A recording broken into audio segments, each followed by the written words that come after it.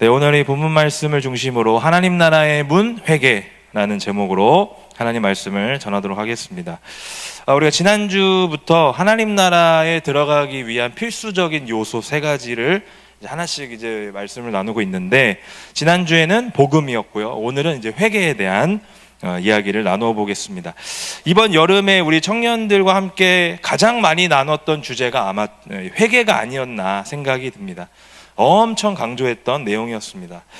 회개는 어떤 것이라고 우리가 정의할 수 있느냐? 여러분들이 정말 귀에 딱지가 앉을 정도로 말씀을 드렸기 때문에 매번 제가 반복해서 말씀드리지만, 감정적이거나 어떤 뉘우치는 수준이 아니라 회개는 절대 그런 게 아니다라고 말씀을 드렸습니다. 분명한 것은 이 회개는 삶이랑 연관이 되어 있다. 그러니까 내 삶에서 귀하다고 여기는 가치가 있고요. 또 내 삶이 가고 있는 방향이 있습니다.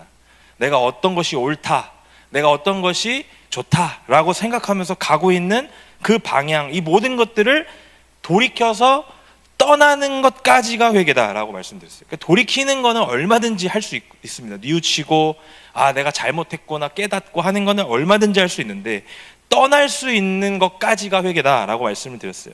그러니까 뉘우치고 깨닫고 눈물 흘리는 거는 회개가 아닙니다. 그거는 진정한 회개라고 볼 수가 없어요. 그건 믿지 않는 사람들도 얼마든지 할 수 있는 반성입니다. 삶에서 할 수 있는 반성이에요. 자, 그래서 그리스도인들은 회개해서 나의 모든 것들을 돌이켜야 됩니다. 왜냐? 그것이 바로 하나님 나라에 들어가기 위한 필수적인 요소이기 때문에 그렇다는 겁니다. 우리가 지난 주일에 복음에 대해서 나눴습니다. 복음은 이제 하나님 나라라는 컨텐츠가 담겨져 있는 하나님 나라의 내용 소식지로 우리가 이렇게 인식할 수 있습니다. 그러니까 복음은 안내문입니다. 하나님 나라에 어떻게 하면 들어갈 수 있느냐? 우리가 어떤 곳에 가려고 신청서를 막 작성하는데, 그 신청서를 어떻게 쓰는지 방법이 나와 있는 것이 이제 안내문 같은 역할 아니겠습니까? 그러니까 이제 복음이라는 것은 하나님 나라의 안내문을 받은 사람이 이제 행동으로 옮겨야 됩니다. 이제 내가 이제 하나님 나라에 대한 안내문을 받았기 때문에 내가 하나님 나라에 들어가기 위해서는 어떤 첫 번째 행동이 필요한데, 그 첫 번째가 회개라는 거예요. 그래서 회개하지 않으면 복음이 내 삶을 인도하지 못하게 됩니다. 아무리 그 소식이 좋은 소식이어도, 내 삶에 구원을 주는 소식이라 할지라도 내가 그 소식을 듣고 행하지 않으면 아무런 나에게 유익이 없어요. 그래서 내가 유익을 얻고 내가 그 복음을 통해서 내 삶이 새롭게 인도되기를 원한다면 회개를 해야 됩니다.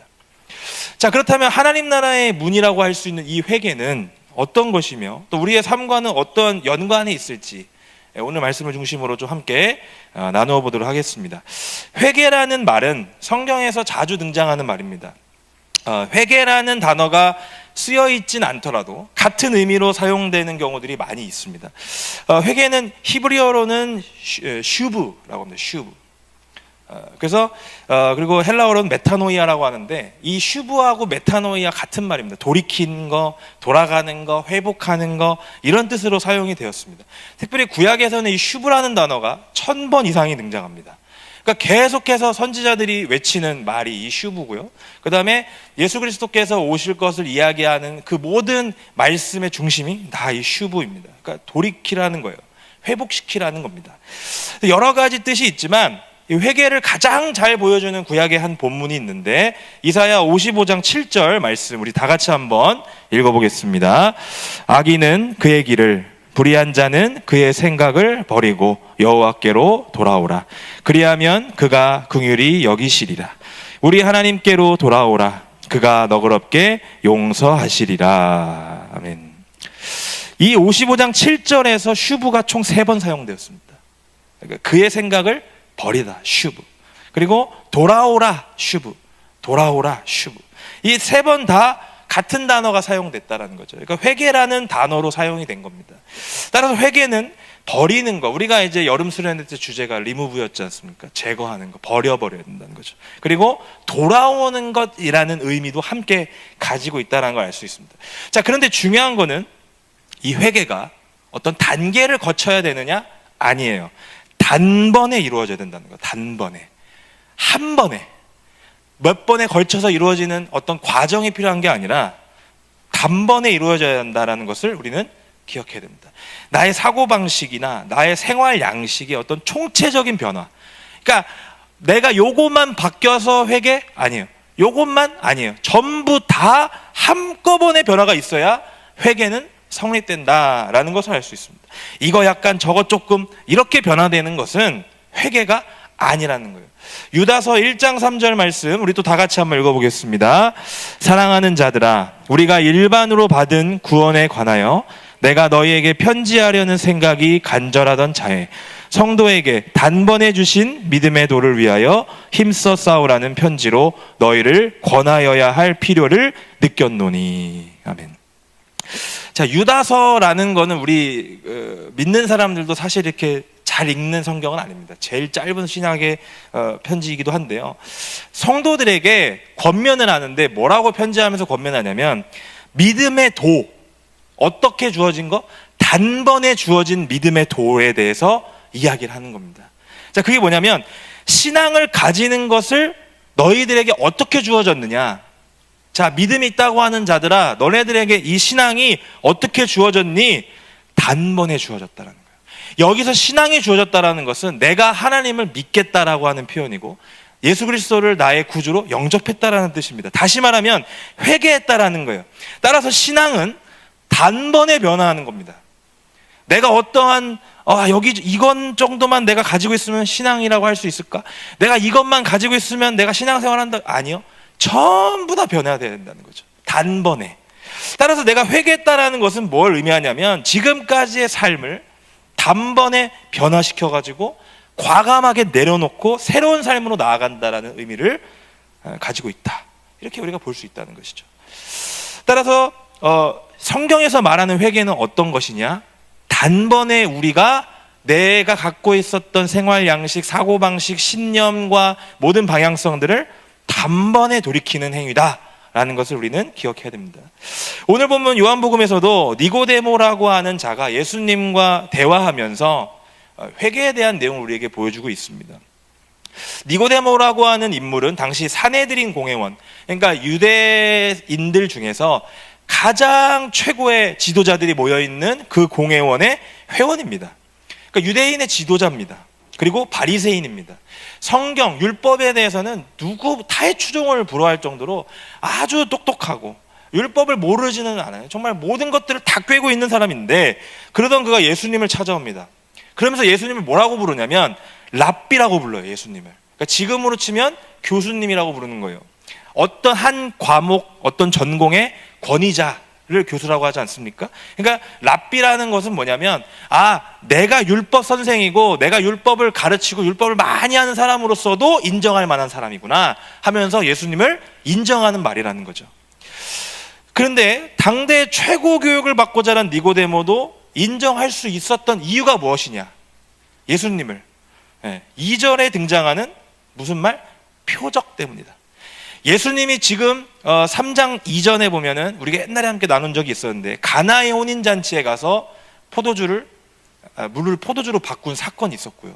또 성전에, 예루살렘 성전에 가셔가지고 성전 정화하신 사건들이 있었어요. 이제 그때 그 유대인들이 그걸 보면서 뭐라고 느꼈냐면 예수님 좀 특이하신 분이구나. 대단한 사람이구나. 저 사람 도대체 어떻게 저렇게 기적을 일으킬 수 있을까? 이렇게 수근수근 됐던 경험이 있었단 말이죠. 그런데 이 니고데모는 이 표적을 보니까 예수님은 권위 있는 분이구나. 내가 랍비라고 인정할 수 있을 만한 분이구나. 이렇게 인정할 수밖에 없던 거죠. 그런데 예수님은 오늘 이 니고데모와의 대화에 보시면 좀 이상한 이야기를 하시는 것을 알 수 있습니다. 우리 3절 말씀을 다 같이 한번 읽어보겠습니다. 예수께서 대답하여 이르시되 진실로 진실로 내게 이르노니 사람이 거듭나지 아니하면 하나님의 나라를 볼 수 없느니라. 아멘. 개인적으로 이 말이 좀 이상합니다. 왜 이상하냐면 앞뒤가 안 맞습니다. 이게 무슨 말이냐면 니고데모가 2절에서 예수님 하나님의 나라를 어떻게 해야 볼 수 있습니까? 라고 질문했어요? 질문하지 않았습니다. 나는 예수님이 하나님의 보내신 사람인 걸로 인정합니다 라고 이렇게 엄지손가락을 치켜 세웠을 뿐인데 예수님은 갑자기 이상한 소리 하시는 거예요. 네가 사람이 거듭나지 않으면 하나님 나라를 볼 수 없어. 이렇게 얘기하신다는 거죠. 그냥 이 표적들이 하나님께서 함께 하시지 않으면 할 수 없다라고 고백했을 뿐인데 예수님은 갑자기 이런 대답을 하신다는 거죠. 사람이 거듭나지 아니하면 하나님의 나라를 볼 수 없어. 이렇게 말을 한 거예요. 그러니까 이것은 당시 바리새인들을 비롯한 이 니고데모가 속해 있는 이 많은 유대인들의 종교 지도자들이 예수님을 평가하려고 하는 기준과 연관이 있는 말이다라는 걸 우리가 볼 수 있습니다. 자, 무슨 말이냐면 바리새인들이 예수님을 평가하는 기준이 뭐였냐면 자기 자신이었던 거죠. 내가 지금까지 생각했던 경험들, 내가 생각하고 있던 율법의 이야기들을 가지고 예수님이 어떤 분인지에 대해서 평가를 한 겁니다.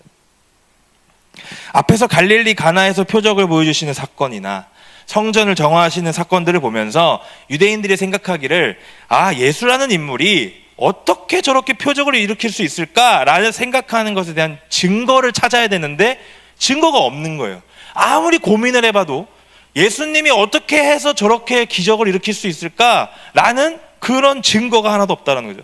자, 그래서 증거를 보여달라 이렇게 말하는데 하지만 그들은 보여줘도 알지를 못했다라는 거예요. 그게 무슨 말이냐?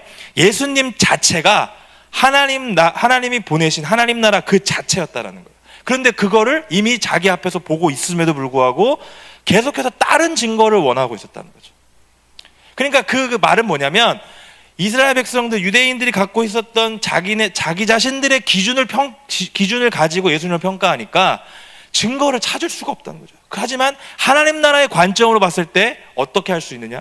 하나님 나라가 이미 임한 거죠. 왜? 자기 앞에 예수님이 있기 때문에. 예수님은 예수님 자체가 하나님 나라이기 때문에 그렇게 보여주신 것밖에 없어요. 그런데 그것을 유대인들은 아무리 보여줘도 인식하지 못했다라는 말입니다. 그래서 예수님은 니고데모도 이러한 생각을 하고 있는 줄을 아시고 이렇게 말씀하신 거예요. 사람이 거듭나지 않으면 하나님 나라를 볼 수 없다. 다시 말하면 진정으로 다시 태어나는 것과 같은 회개를 경험하지 않으면 지금 눈앞에 있는 예수님을 그리스도로 고백할 수 없다. 하나님 나라의 통치자로 인정할 수 없다라는 말을 지금 하고 계신다는 거예요. 따라서 어떤 증거를 보여달라고 하기 전에 증거를 보기 전에 회개하고 거듭나는 것이 더 먼저다라는 것을 강조하기 위해서 니고데모에게 이렇게 말씀하셨다는 거죠. 우리가 이 거듭남이라는 단어에 대해서 조금 생각해 볼 필요가 있습니다. 이 거듭났다라는 말은 다시 태어났다라는 말입니다. 그래서 한자로는 이거를 중생이라고 씁니다. 다른 종교, 특히 불교나 힌두교 문화권에서 전생, 환생 이런 단어를 자주 사용합니다.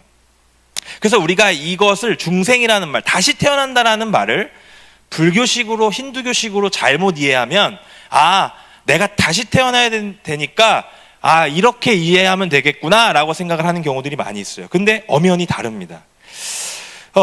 전생이나 환생은 내가 지금 살아가고 있는 현생에서 나타나지 않는 것들을 위해서 노력하며 살아갑니다.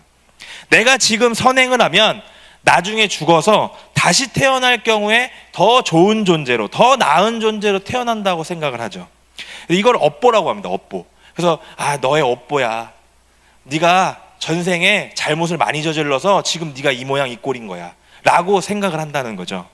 그래서 지금 현생이 힘들고 가난하고 고통스러우면 전생에 많은 죄를 지었기 때문에라고 정신승리를 해요.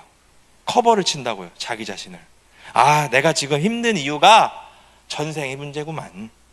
그래서 따라서 현생에서는 고통이 있어도 힘들어도 나중을 생각하면서 살아갑니다.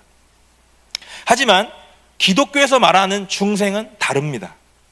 현생에서 다시 태어나는 것 같은 변화가 있다는 거예요.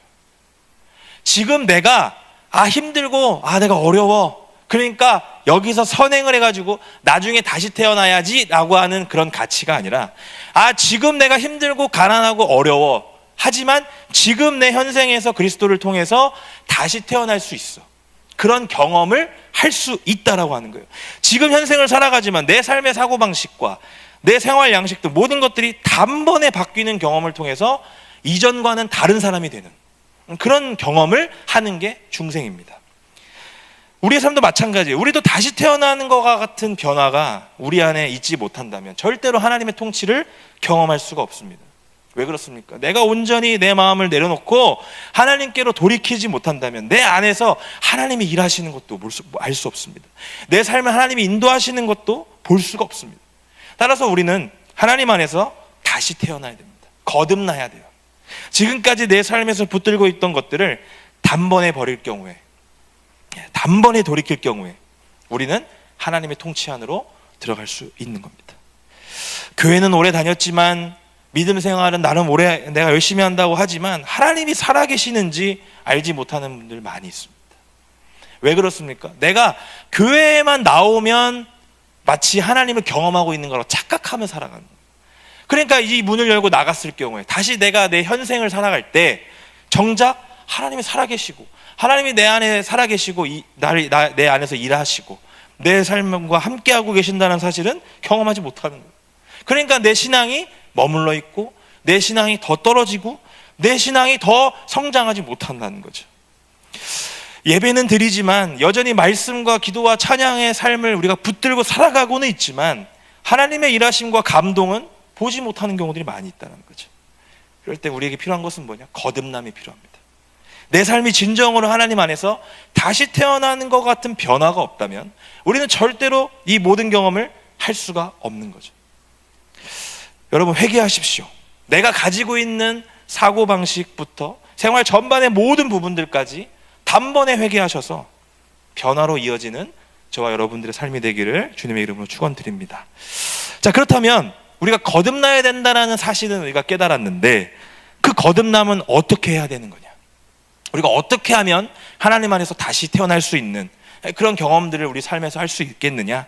어떻게 거듭날 수 있느냐? 오늘 니고데모는 이 말을 어떻게 이해했습니까? 엄마 뱃속으로 다시 들어가서 모태에서 다시 태어나야 된다는 걸로 알고 있었다는 거예요. 하지만 예수님은 뭐라고 말씀하셨냐? 어떻게 거듭나야 되느냐? 5절 말씀에서 이렇게 말씀하십니다. 함께 읽겠습니다. 예수께서 대답하시되 진실로 진실로 내게 이르노니 사람이 물과 성령으로 나지 아니하면 하나님의 나라에 들어갈 수 없느니라. 아멘.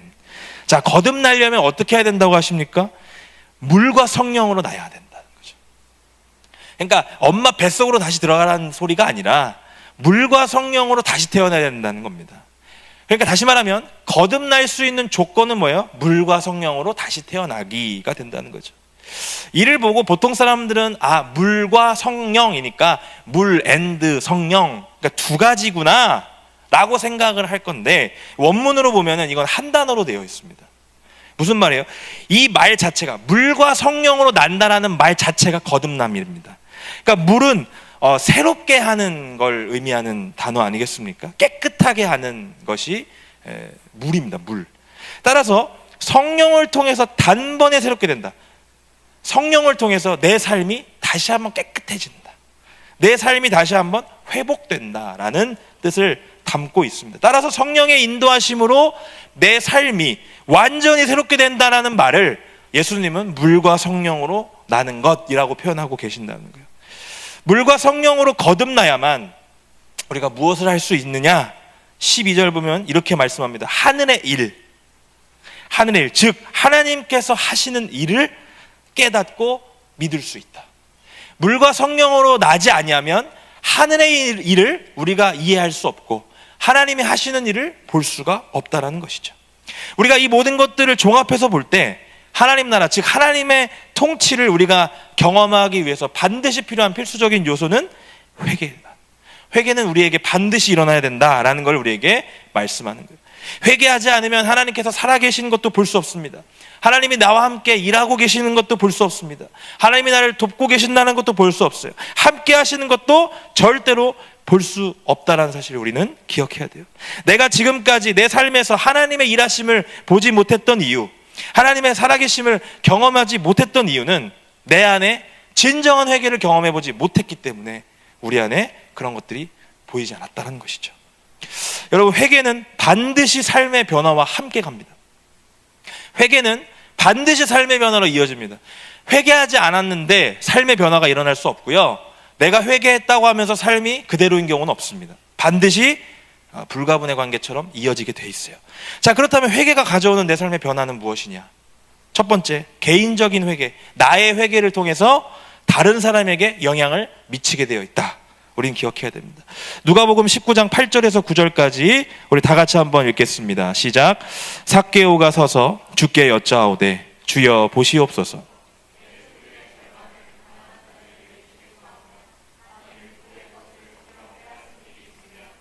갑절이나 갚겠나이다. 예수께서 이르시되 오늘 구원이 이 집에 이르렀으니 이 사람도 아브라함의 자손이미로다. 아멘. 예수님께서 여리고로 들어가실 때 누가복음은 삭개오라 하는 자를 만난다고 말씀하십니다. 예수님을 보기 위해서 돌 무화과나무로 올라간 삭개오 이야기, 아주 유명한 이야기 아니겠습니까? 근데 삭개오 이야기가 우리에게 주는 중요한 것은 뭐냐면, 삭개오가 예수님을 자신의 집으로 영접해서 예수님 앞에서 한 삭개오의 고백이 중요하다는 거죠. 삭개오는 자신이 예수님을 주인으로 영접한 것을 넘어섰습니다. 이제 뭐라고 합니까? 내가 누군가에게 잘못했던 것들, 잘못된 영향력들 다 돌이키는 행동으로 보여줬다는 거죠. 자, 그러자 예수님 뭐라고 말씀하시냐? 오늘 구원이 이 집에 이르렀다. 진정한 회개를 통해서 이 사람의 삶의 변화를, 그래서 진정한 구원이 이 삭개오를 통해서 이르렀다라고 말씀하시는 거죠.